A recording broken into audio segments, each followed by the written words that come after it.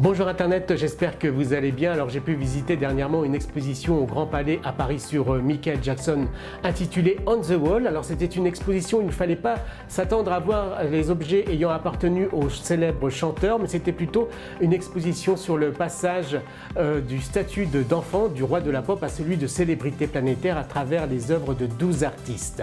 Alors j'ai pu y voir les œuvres de Andy Warhol ainsi que David de la Chapelle et je vous propose de découvrir à travers les images qui vont suivre. Puisque l'exposition n'existe plus aujourd'hui, l'album Souvenir de On the Wall, c'est parti!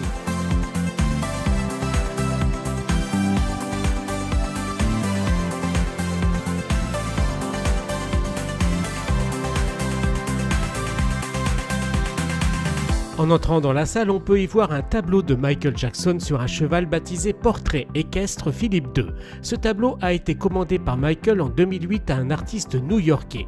Mais le roi de la pop n'a jamais pu voir le résultat avant son décès survenu le 25 juin 2008. Pour la petite histoire, ce tableau vient d'une collection privée. Il a trouvé preneur pour 175 000 $ à un particulier allemand. Peu de personnes sont reconnaissables par leur seule silhouette, un geste ou un élément vestimentaire. Cette salle met en lumière la manière dont les artistes se sont saisis de cette spécialité de Michael Jackson. Ils attirent ainsi notre attention sur ses postures et ses pas de danse devenus légendaires. Autre salle qui retrace le passage de Michael du statut d'enfant star à celui de célébrité planétaire avec la sortie en 1979 de l'album solo Off the Wall, puis en 1982 Thriller, l'album le plus vendu au monde. Les œuvres de Graham Dolphin prennent pour support des pochettes d'albums de Michael sur lesquelles il va laborieusement écrire à la main l'ensemble complet des paroles des chansons de Jackson, c'est-à-dire 616 chansons et 90 000 mots.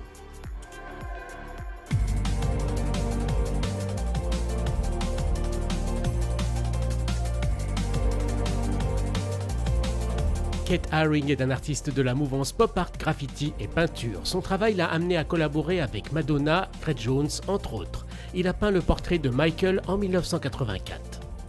Cette salle rend également compte de la rencontre entre Michael Jackson et Andy Warhol. Pendant des années, Warhol le photographia à différentes occasions, puis il commença à collectionner des objets, des documents, des souvenirs se référant au roi de la pop.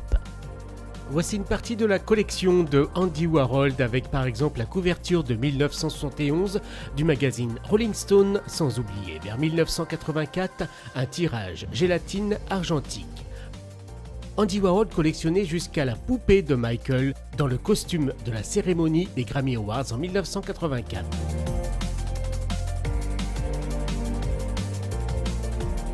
Michael Jackson était une idole et une icône. Dans les œuvres de David de la Chapelle, la figure de Michael, considérée comme un American Jesus, se décline en 3 portraits qui empruntent l'iconographie chrétienne.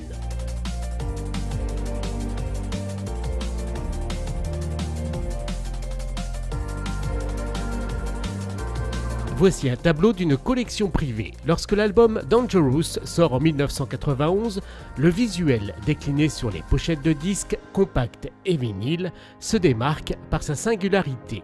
Il est le résultat d'une commande passée par Michael Jackson à l'artiste Mark Ryden. Cette œuvre représente le chanteur, une partie du visage dissimulé derrière un masque, regardant par-dessus l'entrée d'un parc de loisirs et puise son iconographie complexe aux sources les plus variées.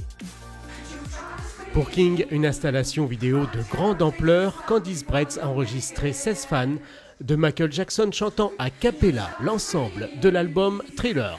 Cette salle propose un portrait du roi de la pop à travers la communauté de ses fans.